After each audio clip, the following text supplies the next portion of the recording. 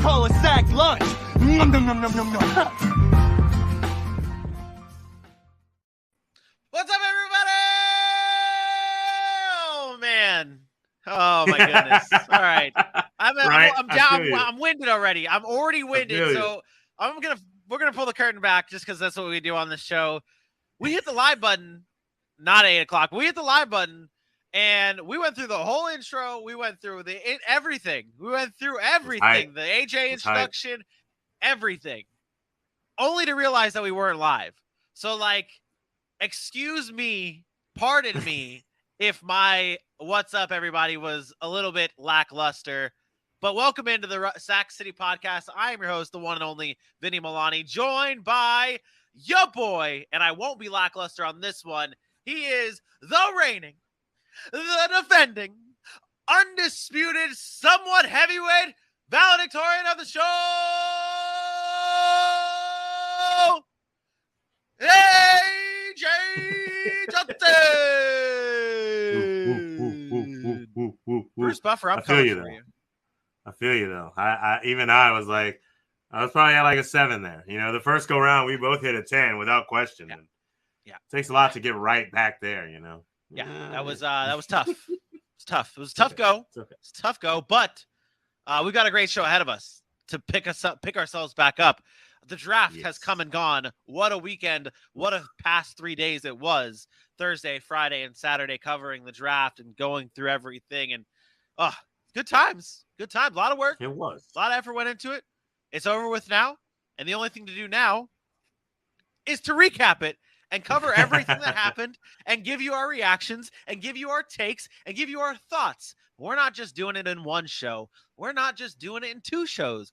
We got 8 shows. We got 8 shows coming up just for you guys covering, recapping the draft. But no, it's not as simple as that, AJ.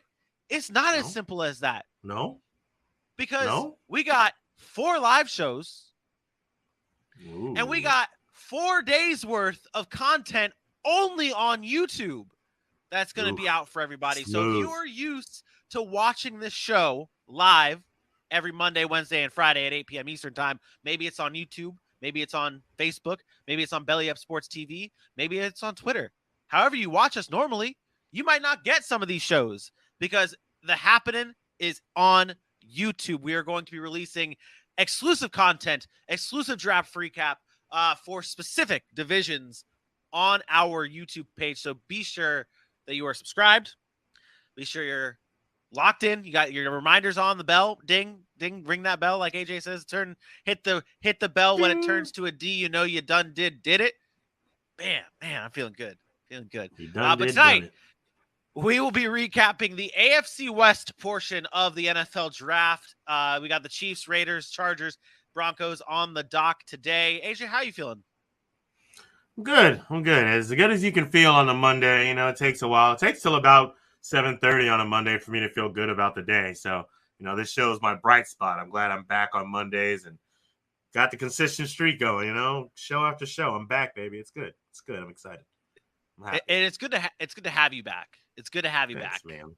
Thanks, man. I did miss you. I did miss you, buddy. I tried. I did miss you. I tried. Is Joey B correct? Are you faking your love for the NFL right now, seeing as how the NHL is buzzing? What was this? Let me see here. Yeah, kind of. I'm not faking my love for the NFL. I'm ready for the playoffs. Okay.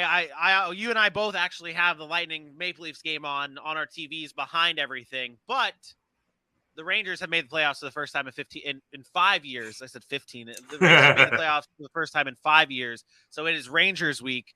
I told AJ this before the show. It's Rangers Monday, Tuesday, Wednesday, Thursday, Friday. I'll wear my Ranger gear. You'll probably see me have my jersey on Wednesday. If they pull out the dub, score Toronto, 1-0 Toronto. Let's go. But yeah, I'm buzzing for my Rangers. I'm buzzing for the playoffs. But we are not here to talk hockey. We are not here to talk baseball. We're not here to talk basketball. We are here to talk football. And there was a major story that kicked off our day today that really shook up the world. DeAndre Hopkins, star wide receiver for the Arizona Cardinals, has been suspended 6 games for violating the NFL substance. What is it called? The substance. What's the word I'm looking for? AJ, help me out here. Substance for violating abuse. the That's it. Yeah, there NFL's it is. performance enhancing drug policy. That's the one he got. 6-game the PED PED suspension. policy. Yes, that'll have the Arizona Cardinals without their star wide receiver for 6 games, and now DeAndre Hopkins also loses up to around $5 million. This is a big time loss for the Arizona Cardinals. So this is not just some Joe Schmo that they're losing. This is not some Joey B that they're losing. This is DeAndre Hopkins that they're losing. DeAndre. What are your thoughts, AJ? Well, I guess we get some clarity on to what went into the Marquise Hollywood Brown trade now a little bit. The Arizona Cardinals knew this was coming down the pipe, and they went ahead and made a move for a receiver that was looking to start fresh. And now they lose Nuke for 6 games. And as you heard, he gave away his appeal. He decided to withdraw his appeal so that the suspension will stand, which is saying either he knows it's pointless to appeal, or maybe he found something during his rehab that was in one of the medicines or so on and so forth that he took is probably on that list. Because that's what seems to keep happening. It seems like these guys either don't know what's going into their body, which sounds absurd to me to say because they're professional athletes and their body is literally their moneymaker, or 2, they are trusting their trainers and their trainers are not doing right by them. That's just 2 of the speculations. There could obviously be many more things out there. It's very hard for me to say that one of the best wide receivers in the game thought he needed PEDs all willy-nilly. So I don't think I'm going to go that route. So he's going to be out 6 games. And you know what? Honestly, the way he plays football and what he's been able to do with Kyler Murray in his 2 or 3 seasons in Arizona, it sounds absurd to say this as well, but I kind of like it. He's going to be able to get Kyler Murray's going to be able to get used to Marquise Brown. He's going to get used to AJ Green back on the field, these new tight ends that they're establishing. He's going to get some chemistry with these guys. And when Nuke gets back, yeah, it may take a game, but that's the type of guy who he runs his routes clean. He catches the ball 99.9% of the time. Yeah, so I don't think it's too much to worry about. I think, I'm kind of with you here that not that this is a blessing in disguise for Arizona, but you also have him missing 6 games. That's 6 games off the body. That's 6 games off the body. And then you also have those 6 games where not Christian Kirk, Hollywood Brown is your number 1 wide receiver for you to be able to get reacclimated for Kyler Murray and Hollywood Brown. I think this could end up being good. The only problem I think that we see here is that this NFC West is tough. You can't lose games. It's harder to make up these games if you fall behind. San Francisco's good. The Rams are obviously the defending Super Bowl champions. Seattle's a thing, but not really a thing. But you're battling San Francisco. You're battling the Rams. It's like you do not have time to lose. Yeah. So that is going to be the biggest challenge for the Arizona Cardinals now without DeAndre Hopkins. There was another big-time story that hit our news waves this morning. The Honey Badger has finally found his home, really back at home, with the New Orleans Saints, where he played his college ball for the LSU Tigers. They have signed Tyrann Mathieu, the safety who formerly was with the Kansas City Chiefs, to a 3-year, $33 million contract, including $18 million fully guaranteed. This deal brings the Honey Badger to New Orleans. They already signed Marcus May, so this is Marcus May. They have Tyrann Mathieu. That defense, that back end is looking very good. They don't have Marcus Williams anymore. I think Marcus Williams. PJ Williams. Oh, PJ Williams. That's it. Yes. It's a very good signing, though, right? It is. It's funny because everyone keeps talking about. I felt like these last 2 years the Saints were no longer it. Without Drew Brees, without Sean Payton. But in all actuality, they haven't fallen off too far, and they've made some good signings. It's just good stock there. I mean, you get Tyrann Mathieu to replace Marcus Williams, and now you put him there with Marshawn Lattimore in the backfield, in the secondary, C.J. Gardner-Johnson. It is a good secondary, especially to keep up for what hasn't been going on that front line. So, and plus, we're talking about a bona fide leader in the NFL. Anybody who ever talks about Tyrann Mathieu, it's about the motor. It's how he doesn't quit. It's about his IQ, his intelligence. You're talking about a guy who's got 36 interceptions in his entire career, including 13 in the last 2 seasons. So he's been getting better and better as a ball hawking safety, and he loves the game. So he's going to be a guy that you can put that defense on his back. And if your offense isn't showing up, it's not going to be the defense that lets you down. So great signing for them. Tough for the Chiefs. It would have been great for them to keep him while getting Trent McDuffie, which I'm sure we'll talk about a little bit later. Yep. Yeah, we are talking today about the AFC West in just a few moments, recapping their draft. And you just mentioned Trent McDuffie heading to the Kansas City Chiefs. Do the Saints, though, do they have the best defense in the NFC South? Ooh. You put them over the Bucs right now, or no? I don't think so. I think where the Bucs are strong is where the Saints are lacking, and vice versa. You could have talked about the Bucs secondary a couple seasons ago. They've let go of some people, but I mean, they're bringing in Logan Ryan. They brought in Keanu Neal, the Bucs, that is. Antoine Winfield Jr. has been stepping up real well. They like Jamel Dean. I think the Bucs still have them on that defense. That secondary of the Saints is nothing to shake your head at, but when you talk about the linebacking core, the front seven of this defense, and a solid secondary, I think the Bucs still have the upper hand there. Agreed. My Falcons on the way. Did you see how many linebackers we drafted? Dude, you're just going to be a team of linebackers. You're going to be having a kicker roll out, and it's just a linebacker. That's what it is. It's just in case your kicker gets hurt, they're just going to throw out a linebacker to kick. That's what it is. They decide, you know what, we're going to just load up on those guys so we don't ever run out of players. Good. Wow. Just incredible. A+. All right. That does it for our top stories. Man, Joey B is just loading up on questions for me in the chat. Yes, I'll grow a playoff beard. Will I stock up on Yoo-Hoo for the Rangers series? Already done. Do I pour chocolate milk into my cereal? No. And will I dress up in my gear for the Ranger game? No. Ooh, why not? It's too hot. It's a lot of gear. Okay. That's fair. I digress. All right. I like hockey too. Yeah. We're going to enter our AFC West draft recap in just a few moments. But, AJ, you got to load up those beautiful golden pipes of yours and tell people at home where they can follow us at. Well, ladies and gentlemen, if you haven't done so yet, head on over to Sac City Pod on Facebook, on Instagram, on Twitter, on YouTube, and on TikTok. I'm up to 3 beautiful TikToks done by me. Hoping to get to double digits by the end of the next week. Let's say by the end. I'm hoping.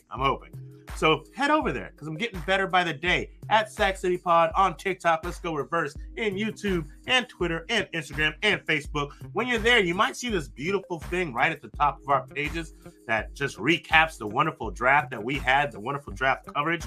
We got new merchandise, ladies and gentlemen, and I know Vinny's not there, but I'm proud about it. Oh, I'm so sorry. Oh, how dare I? He is there, because why did I doubt him? Look at that beautiful shirt. Sac City. Can we say Sac Vegas? Like, that should have been on the back. Call it Sac Vegas. That's what we talk about. Head on over to our page. Grab one of these shirts. The first official merchandise of the Sac City Pod. Smooth. I can't wait to get one. Hopefully it's on the way already. I apologize for doubting you, you wonderful producer. And you forgot one thing, though. You forgot one thing. We got a special going on that shirt. It's not just the normal price. Like, we're not just charging you guys a normal price. If you use the code SACDRAFT, that's SAC as in right up here, SAC, S-A-C-K, draft, D-R-A-F-T. One word, SAC draft. At checkout, it saves you 10% off that beautiful shirt. And I wanted to kind of touch up into that real quick, though. Ladies and gentlemen, for you guys watching the show or listening at home, we don't get paid for this show. All the hours that go into making this show possible, we don't get paid for this. Not a dime.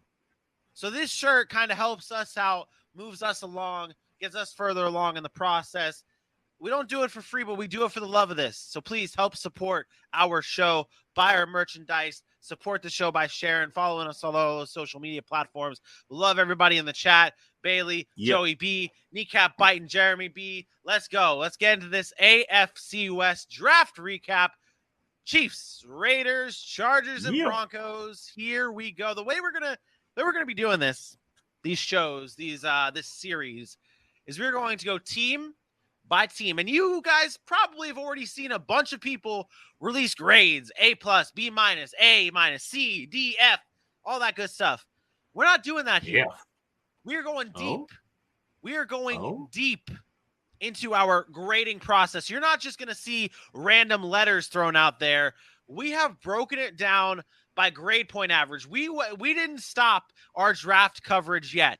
We're going pick by pick, or we have gone pick by pick to break that down, grade each pick by pick. And our math guru, who is not me, is not Dylan, is not AJ, Joey B. Don't have to worry about Dylan or AJ or myself worrying about the math. Aaron's got the math covered. We've got grade point averages for these 1 + teams. 1 is 11. Bingo. So we got grade point averages, our own grade point average, and then a whole Sac City grade point average. We're going to get to it right now. AJ, Kansas City Chiefs had a fairly good draft, headlined by these three players: Trent McDuffie, who we mentioned earlier, George Karlaftis, Sky Moore, your boy, WNBA Sky Moore, drafted in the 3rd round by the Chiefs. This is their big three. What is your grade point average that you gave the Kansas City Chiefs?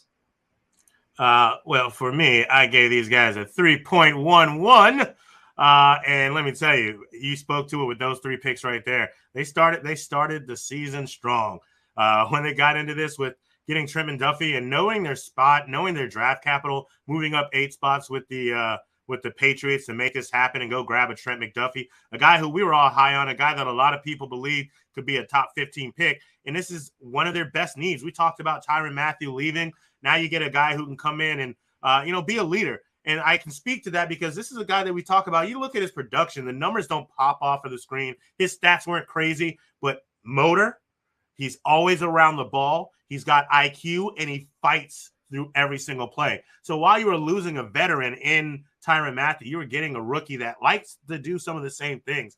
And then George Karlaftis, a guy who could have been the top 15. We were talking about him as a top 5 edge rusher. What we've said about Karlaftis is he is a guy who may not be a standout 15 sack a season type of guy, but he's a very, very, very good player on a squad for a very long time. You can see this guy bending the edge in Kansas City for 8 or 9 years and having solid production, the football version of the Greek Freak.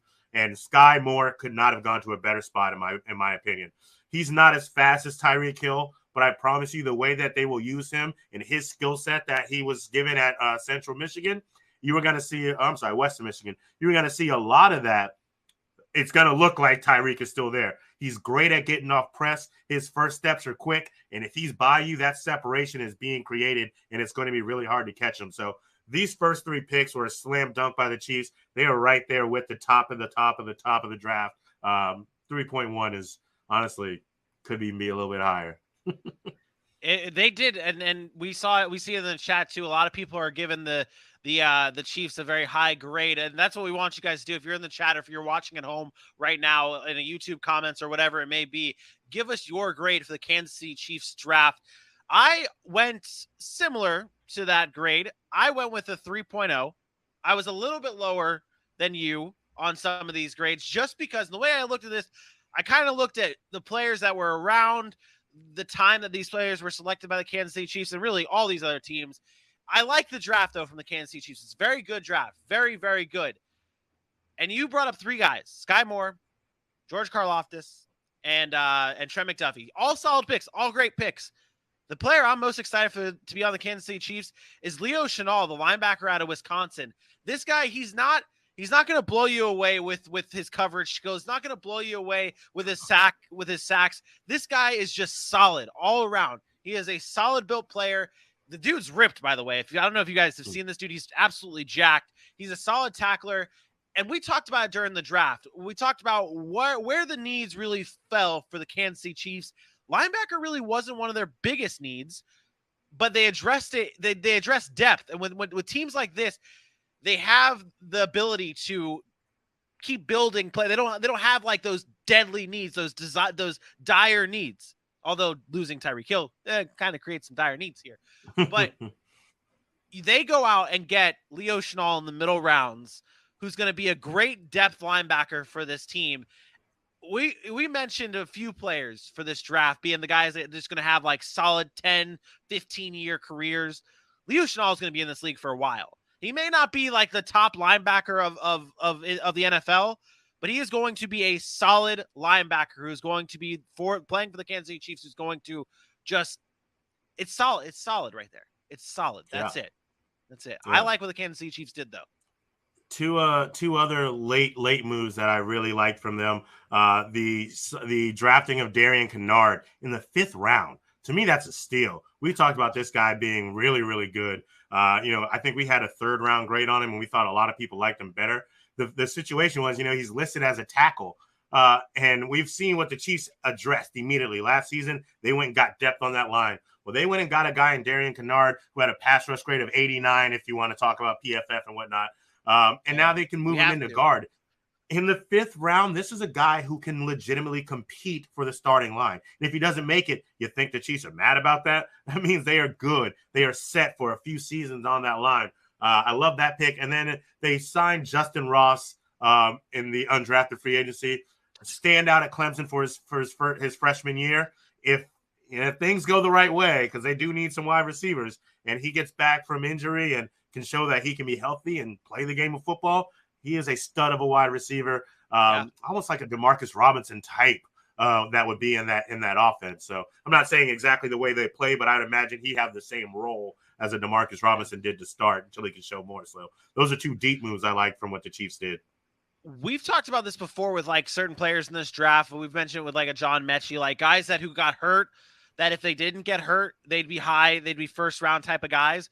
Justin Ross could have been a first round, 2nd round type of guy if he didn't have all these injury concerns. And it's fair concerns. It's what made him go undrafted.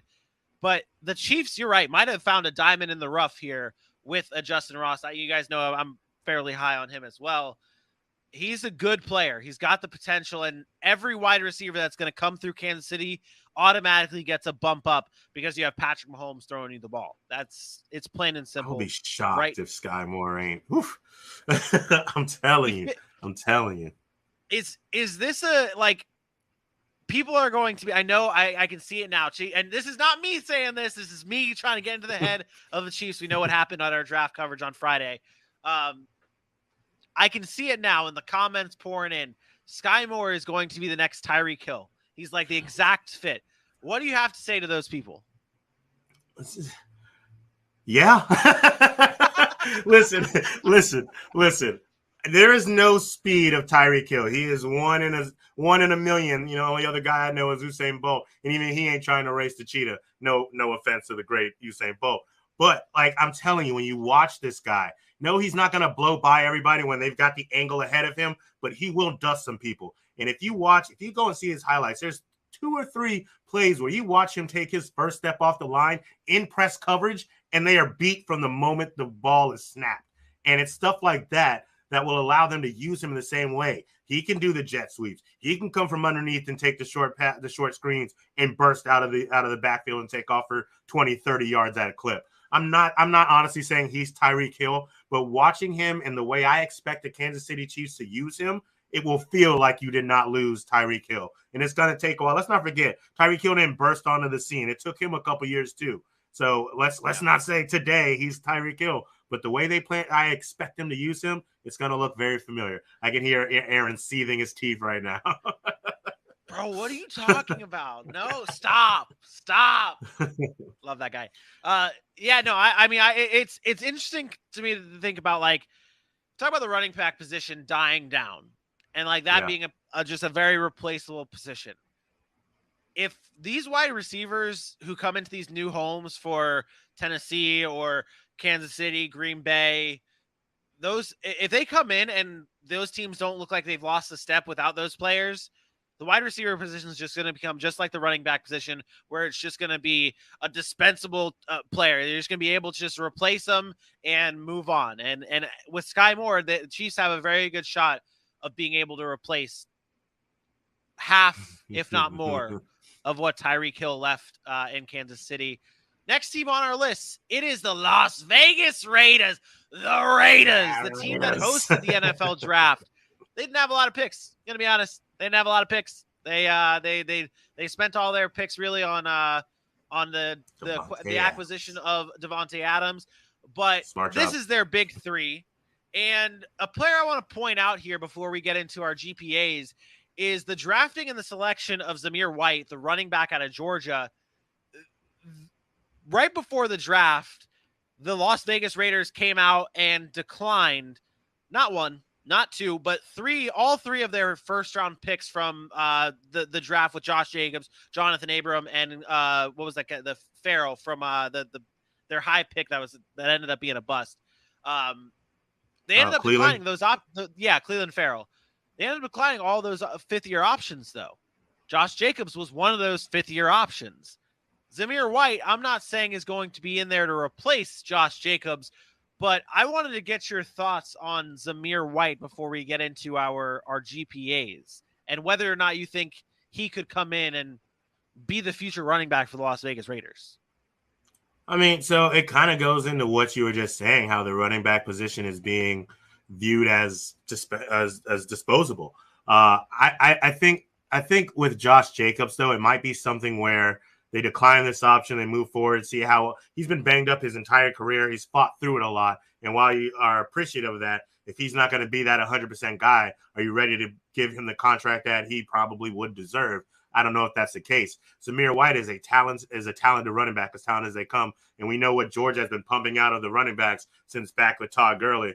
And he fits that bill. He's quick, he's fast, he can cut, he's versatile. And if he can come in and show that, because as good as Kenyon Drake is, we've seen the last three teams he was on use him in a very limited role. So I don't think that that's something that they're looking at. If Josh Jacobs isn't the guy, it's going to be a Kenyon Drake. So Zamir White has a chance to come in here day one and at least be used as a big rotation piece. And we also talked about running backs by committee and how a lot of teams are doing that now as well. So they don't just bust up their running backs and are in the same situation for the next draft. Yeah. Fair enough. Yeah. I mean, I think what the Raiders have with Josh J, I mean, it is that. It is just that. The running back position is replaceable. You might not be able to find the exact same success, but you get a Zamir White in here and he could do, I'm not saying he's going to do the exact same numbers as Josh Jacobs, but you're going to be able to get a serviceable running back out of Zamir White, in my opinion. Our GPAs, though, I think there's a discrepancy. Got him at 2.2. Oof. You got him at 2.4. And why I said that there's a discrepancy here is we just had the Chiefs as in the threes, high threes, mid to high threes here. Dropping the Raiders down to 2.4 and 2.2. Is this really just because their draft they didn't have enough picks in the high rounds, or was it because they didn't hit on these picks? That's a part of it. I think at first you do question the running back situation because, the reports came out that they really liked Kenyon Drake. That's why they made the move for him last season. And we know what Josh Jacobs brings to the table. And then Neil Farrell, in the fourth round, it's a good spot for him. But I don't know if the production is going to be there at the level we would expect from a guy who had LSU, who went to LSU. And again, I can't help but say this, and I know it's a bad excuse, but I talk about with almost every LSU player in this draft. What went on in LSU last season was not indicative of that program. I mean, it sucks to say for Edo because, he got them with that national championship and the wonderful squad that they had, but it was a complete down drop. To go from that height of a team to what they had to do for the last two seasons at that point, everyone was just bought out. And I think that has some of the question marks on if these players are going to come into the league and be able to get back to where they were when they were winning championships and the year after thinking they were going to be able to do the same thing.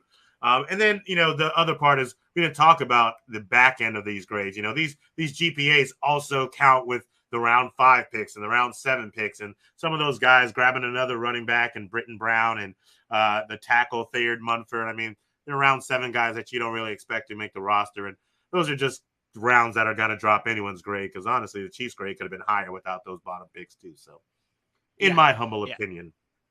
Yeah, no, I agree. And then that to me, I feel like is what really is the difference with the Raiders GPA and the Chiefs GPA. And I'm sure Raiders fans are watching this. I don't give a shit about what GPA you gave us. We got Devontae Adams. We got Derek Carr. I don't give a shit what you say our GPA is. The draft don't matter. In the words of the Rams, F them picks. But I will bring up one player here, and I'm surprised you didn't bring this guy out. Weren't you a Dylan Parham guy before the draft? Hey, I liked him. I wanted to leave you something. Okay. So I was very happy about this Dylan Parham pick. I think this is a great pick for the Las Vegas Raiders. Obviously, a need for them. And when we were doing our draft rankings and our mock drafts, and Aaron did his 7-round mock, he had Dylan Parham going in the back end of the second round. Where the Raiders got him at pick 90, that is a good spot for Dylan Parham, a 4-year starter. He could play either guard or tackle. Every lineman in this draft could play both. A lot of experience at the guard, though. I think he's going to be a solid guard for the Las Vegas Raiders. He's got good hands. It's just his size. His size. That's the biggest thing. His size. He feels like a small guard. Like when you watch him, it's like, he's too tight. He's too small. Yeah. Maybe you're that's hoping why that his athleticism can overshadow some of his size issues. But also, if you're talking about giving the big boy a license to eat when he gets in the league, and I don't think that's going to be a problem. Honestly, I think if you want, I guess the best way to feel about the Raiders draft for the grade, it feels like this was the only pick they really cared about. They was like, we needed a guard, we needed a lineman, even though we've had a good line for the better part of the last couple of years. We need another lineman. We need some talent in that position. And then we'll go and add some pieces that we think can help us in the future. So that might kind of be where I'm at on the Raiders as a grading scale, so to speak, for lack of better words and off the dome speaking. Words are hard. Words are hard. They are. So the Raiders get a 2.4 and a 2.2. We move on now to the Los Angeles Chargers, who I thought this was really funny. They tweeted out, all the teams tweet out like what their selections are. Obviously, they let everyone know. They do like a fancy graphic. The Los Angeles Chargers did a fancy graphic for drafting Khalil Mack with their second-round pick because they obviously sent their second-round pick to the Chicago Bears to acquire Khalil Mack. So they literally they grabbed an old image from Khalil Mack when he played for Kentucky, and they were like, with our second-round pick, we select Khalil Mack. And I was like, that is absolutely genius. Although you can't do that, that's not how it works. Right. It was absolutely genius. These are the big three, though, for the Los Angeles Chargers, headlined by Zion Johnson. AJ, Zion Johnson was arguably the best pick in the first round. We talked about it on Friday's show. Now, this was one of the best picks right here. Why is Zion Johnson so perfect for the Los Angeles Chargers?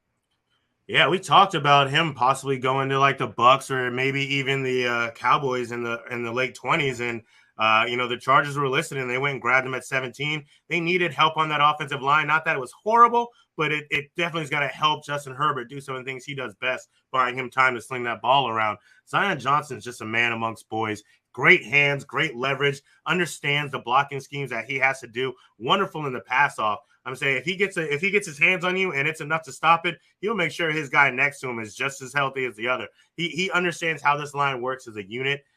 Putting him in at guard, another guy who can play tackle if necessary. I don't think they're going to need him to do much of that.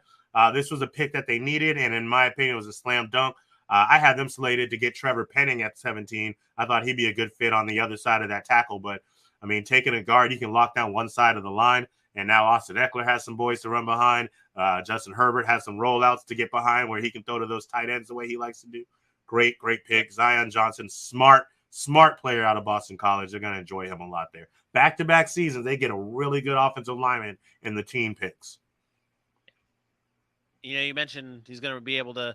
Austin Eckler has him to run behind. Well, you know who else? Who is going to be able to run behind Zion Johnson? Their fourth round pick? Yeah, their fourth round pick, Isaiah Spiller. This is a guy that I was very high on throughout this draft process. I thought he was up there with a Breece Hall, up there with a Kenneth Walker. I didn't have him on that level, but I easily thought he was the third best running back in the draft. He went later than the third best running back in the draft. And he's a perfect fit for the Los Angeles Chargers team that you do have Josh Kelly, but that's it. You have Josh Kelly and you have Austin Eckler. And we know Austin Eckler has his injury concerns. And I'm not blaming or saying that Austin Eckler is bound to get hurt. But Isaiah Spiller is the type of running back that you could now give Isaiah Spiller the touches to be able to alleviate an Austin Eckler. And the biggest thing is I don't know if Josh Kelly will be I think Isaiah Spiller is going to be more efficient than Josh Kelly. So like in those situations when you have to take Austin Eckler off the field, you're going to be able to rely on Isaiah Spiller to be able to carry the ball and be effective with the ball to produce. Whereas Josh Kelly, you just gave him the ball, you're like, okay.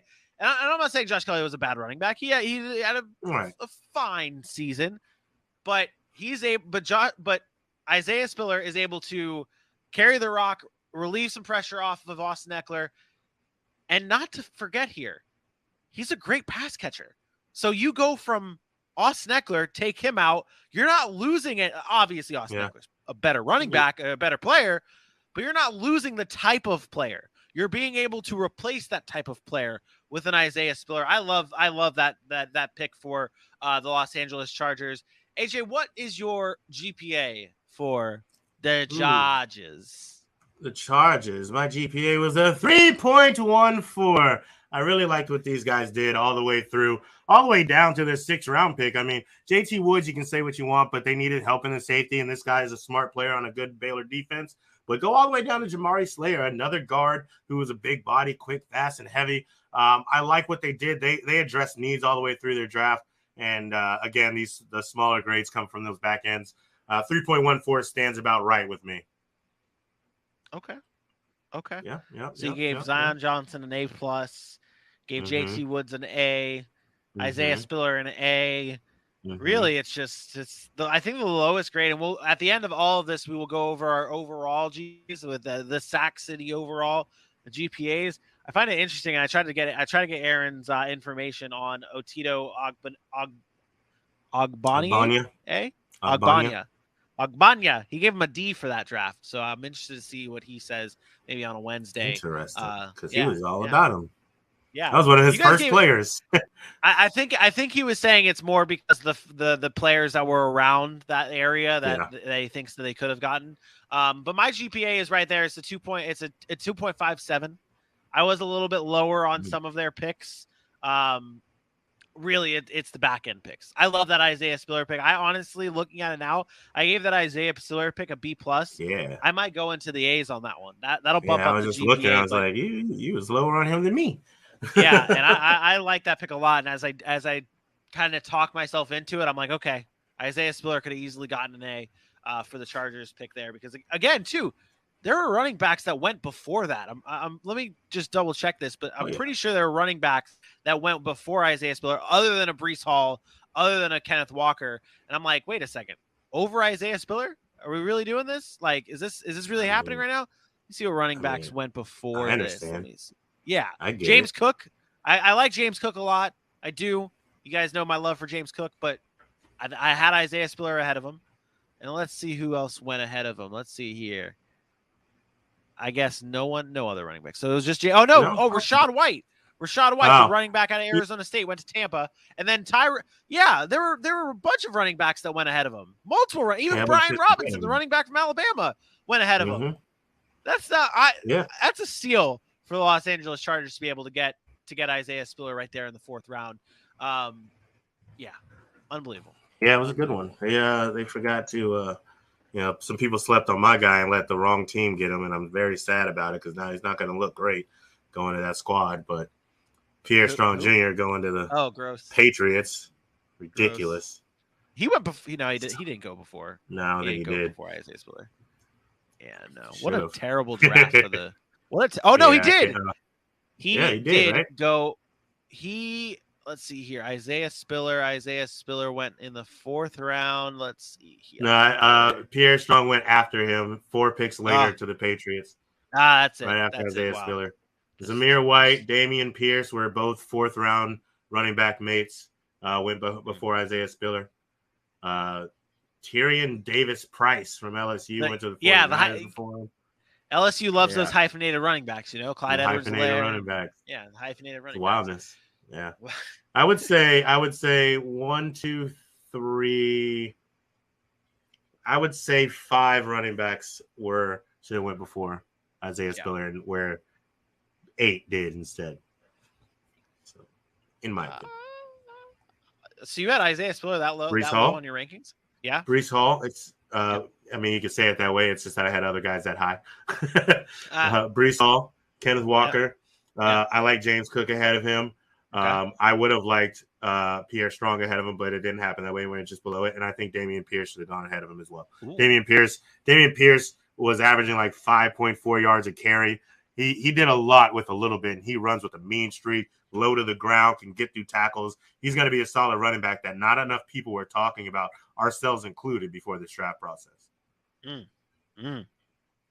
Where'd he go? He went to Texans. Hey, man, he has a shot to be number one. He has a shot to be the RB1 there. He has a shot. All right. Last team on the list here, it's the Denver Broncos. And, this is another team that kind of, you could say, they trade a lot of their picks for Russell Wilson. But I believe didn't Denver trade it back into the second round? Yeah. So I don't know if they traded back into the second round or what it was with the Russell Wilson trade, what all went into that. But they were in the second round, and they selected your boy, Nick Bonito, the linebacker out of Oklahoma, followed up by a tight end that I've seen people have him as the number one tight end in this draft. And then Damari Mathis at the cornerback. Really, it's headlined by those two guys right there, Nick Bonito and Greg Dulcich. I really like Greg Dulcich a lot. Yeah. I've seen a lot of his tape. Like I said, he was ranked as the number one tight end by a lot of people over a Trey McBride. His production at UCLA obviously wasn't like what people were loving, but he brings what Denver could like. And we've said this on many shows. I don't think Albert O is going to be the guy. And Dulcich at 6'4", 243 is going to fit perfectly, I feel like, in that Nathaniel Hackett offense. Blocking, not really his thing. Receiving is his thing, and that'll fit perfectly, in my opinion, in that Broncos offense. What was your GPA for the Denver Broncos? My GPA for the Denver Broncos was a 2.5, and honestly, with what they had, they should be happy.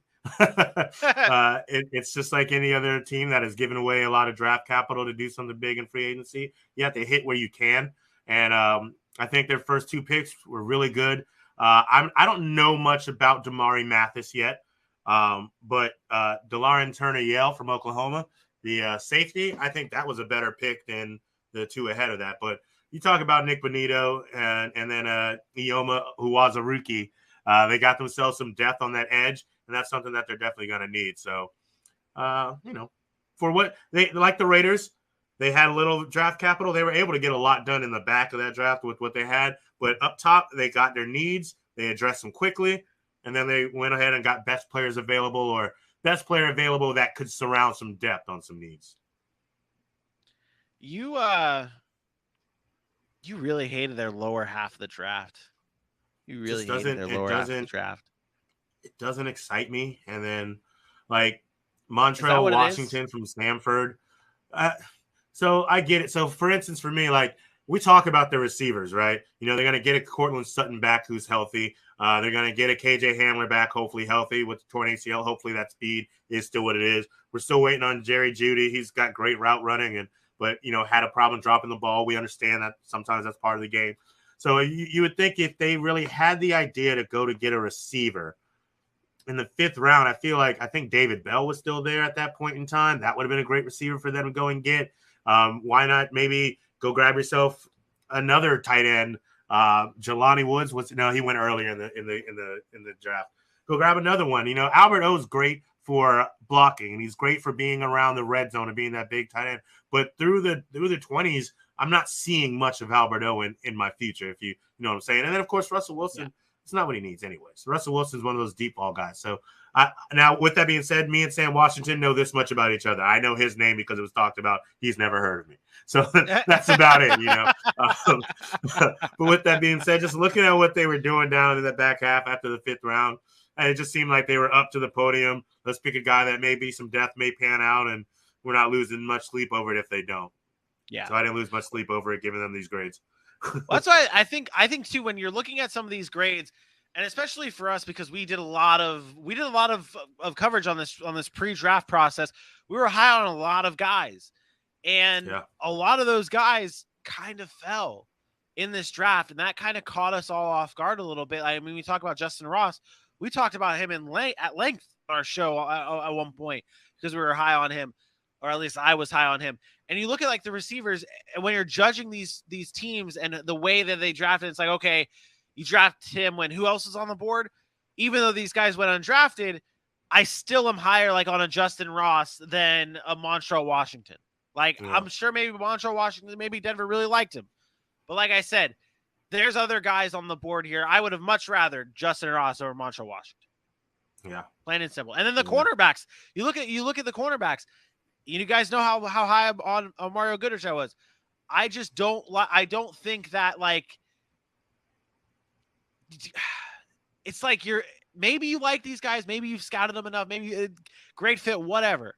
I think the player's potential and the player's skill outweighs these picks and makes me think, because I mean I gave all their cornerback picks other than I gave their other cornerback pick a D, because I'm like, yo, Mario Goodrich is still on the board there. How are you passing on him for Faion Hicks, the cornerback out of Wisconsin? I don't get it. I don't get it, man. Mario Goodrich is going to make somebody very happy, Vinny. Don't worry. I sure damn hope so, man. Maybe he'll find his way to the Jags. Silence. Got He's it. On the Eagles. He's on the Eagles.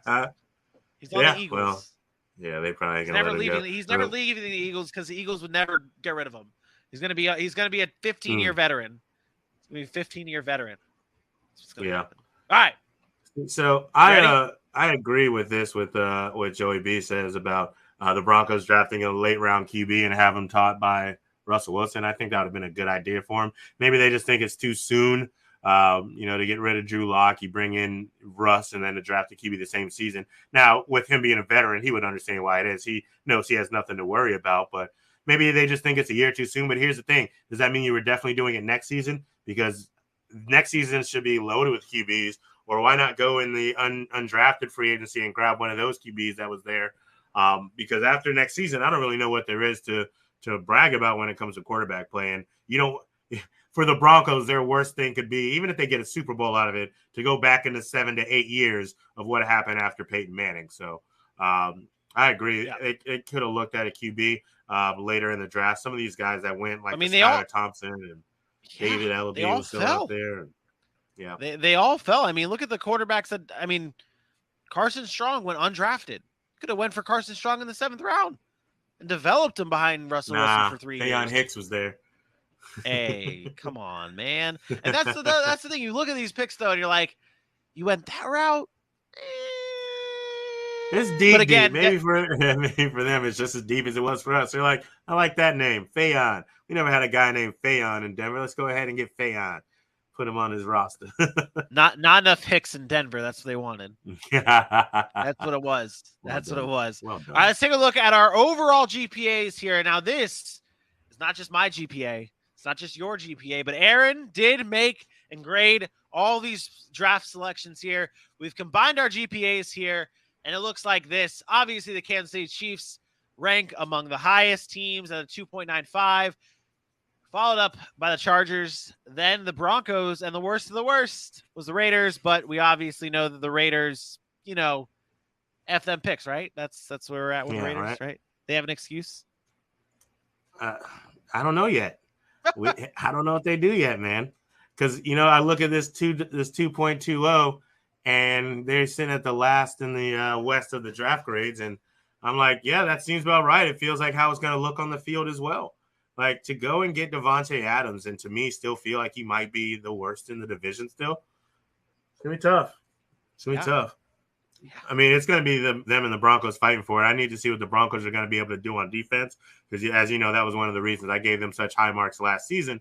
And, it only panned out so often. But I don't know. It feels like they may take a step back in that area, even though they got some rush help and they were able to keep a couple of their secondary pieces. Yeah. Yeah. And, I mean, this is a division where you can't afford to – make mistakes, even obviously draft, you don't know if it's a mistake or not, but like I look back and I'm just looking over like the rest of the who was drafted before, and I forgot to note this, but Tariq Woolen, the cornerback out of UTSA, Aaron was super high on him, highly ranked player, and then Denver instead drafts Damari Mathis. So it's like, is that really the way He you would want have to been a go? great quarter for them. He would have been Yeah. great on the other side of Patrick Surtain. Long, lanky, hard hitter, great ball skills, knows how to put his hand in there without getting the penalty called. Of course, he's not a polished product, but him and Patrick Surtain and Justin Simmons in that back end, that would have been a sick secondary. Yeah. I mean, Yeah, these guys, they have their grades on these players one way or another, and we they do their due diligence, and they send the guys out there to stay looking at these prospects over and over again. So we're not going to say we know more than their scouts, but based on what we have seen and what we kind of acknowledge to be what these players or these defenses like, it was just a little mind-boggling. And I'm sure a lot of people had picks that way through, and it does get harder and harder through the deep end of the draft, but maybe they'll show us wrong. Maybe they'll prove us wrong. Yeah. Maybe Damari Mathis will be defensive rookie of the year. all these picks we talk shit about, they just end up playing well and rookie of the year. They're all year Hall of Famers. 10-year vets, Yeah, that's what's going to end up happening, What was the best pick, you think, out of all these NFC West teams or AFC West teams? What was the best pick? Oof. This is not Nick fair Benito? for me. Nah. I think it's easy. I think it's Zion Johnson. It's a layup. It's a layup to be Zion Johnson. That's because fair. I mean, we talk about all on this show. Protect your investment. Justin Herbert is going to be a very expensive investment eventually, and you are going to want to get him the best. And Zion Johnson, we projected him to be going to like a team like New England because of his football IQ, because of his ability, because of how smart he plays, how almost polished he plays, how crisp he plays. You get that in Los Angeles now. To be able to protect your franchise quarterback in Justin Herbert, I think that is easily the best pick from the AFC West. Well, I tried to do it differently, but Bailey's right. I'm loving this Sky Moore pick for the Chiefs, man. Like, I had him, I think 9 on my top 10 or something like that. Or I think I had him just outside because somebody else wanted to put it 10.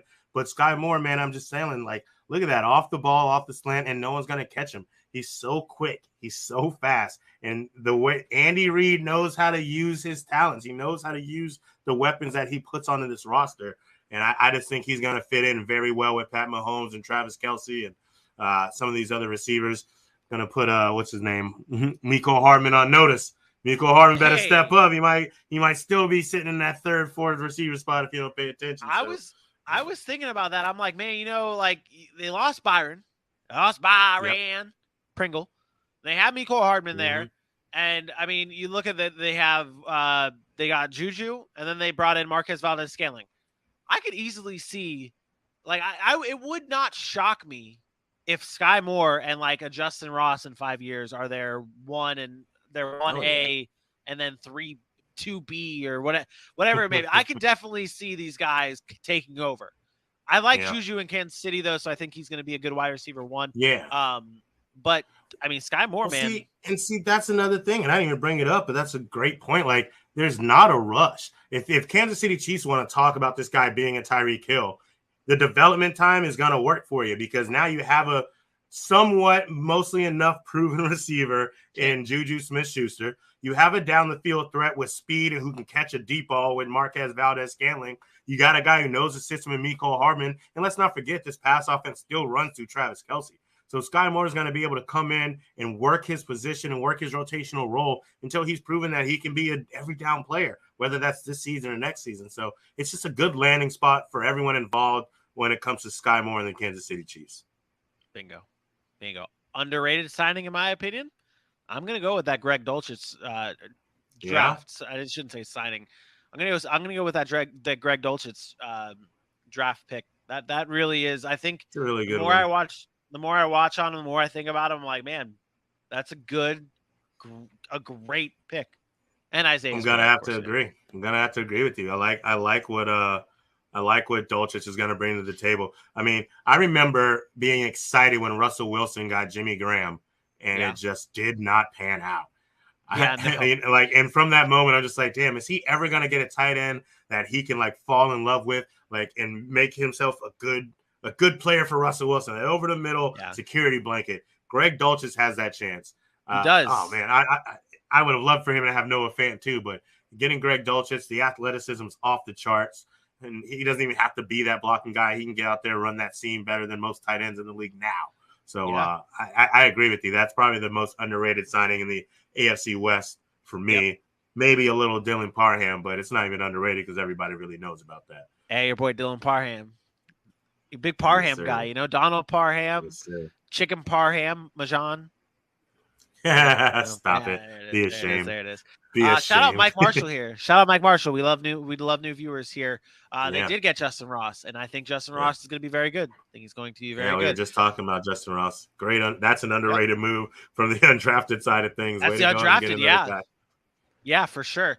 But that does it, though, for another episode of the Sac City Podcast. We're going to start wrapping things up and remind everybody to be subscribed to our YouTube page. Tomorrow we are dropping the AFC North recap videos, small, short clip videos for you guys to be able to watch, enjoy, share, let the people know, all that good stuff. We're going to be breaking down everything in the AFC North. And also, if you watch those videos, be sure to comment as well, because the AFC North, those videos, they tend to stir the pot. They tend to stir up a little bit with the YouTube critics. So please be in there to drop your thoughts, your comments, your concerns, whatever it may be in the chat for those videos. AJ, tell the beautiful people at home, load up those golden pipes. Let them know. Let them know. Ladies, gentlemen, boys, girls, cats, dogs, go ahead and head on over to Sac City Pod on all your favorite social medias, even the not favorite social medias, even the ones you don't have accounts yet. If you don't have an account for Facebook or Twitter or Instagram or TikTok or for some reason YouTube, what are you doing? Go make one. Make one right now. And the first person you follow and subscribe is at Sac City Pod. And whether you love it, whether you don't love it, Sac City Pod. That should be the only reason you have some of these social medias, is to love, follow, and share Sac City Pod. So go ahead, head on over to Facebook, Twitter, YouTube, Instagram, and TikTok. Find Sac City Pod. Hit that like, hit that share. Come join the city. Come be a part of Area Code. And once you're there, go ahead and get yourself some of this commemorative items known as the Sac City Draft Special T-shirt. Welcome to Sac Vegas, baby. Sac City Pod. You can go get that if you go and get, what was it? Sac Draft? Sac Draft. So to make it easy for you guys, we're giving you 10% off. We're trying to help you guys save money on this special edition shirt. This is limited time. This shirt will not last long, okay? It's selling like hotcakes, and we did not make that many of them. So you get it while you can. Head on over to the link that's on all of our social media pages. It's bonfire.com/shop Sac City. It's very simple. bonfire.com/shop Sac City. You find this shirt there. Help support the show. Use the promo code SACDRAFT to save 10% off. Again, this shirt is all over our social media pages, pinned right at the top, so you cannot miss it. Tomorrow, we will be on YouTube with our AFC North draft recap. Until then, for your boy, AJ Johnson, for myself, me, this is the Sac City Podcast, and we will see you tomorrow. Peace out.